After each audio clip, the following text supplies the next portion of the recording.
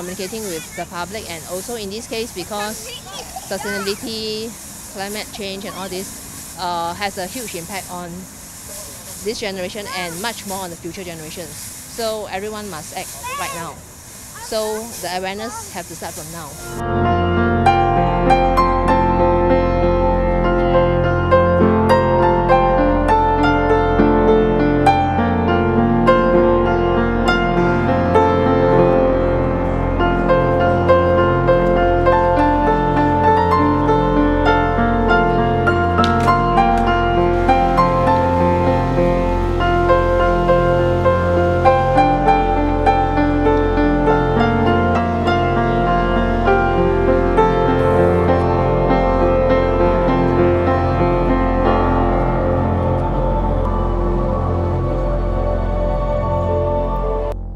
I frankly do not think this kind of event would actually even make people think about climate change at all.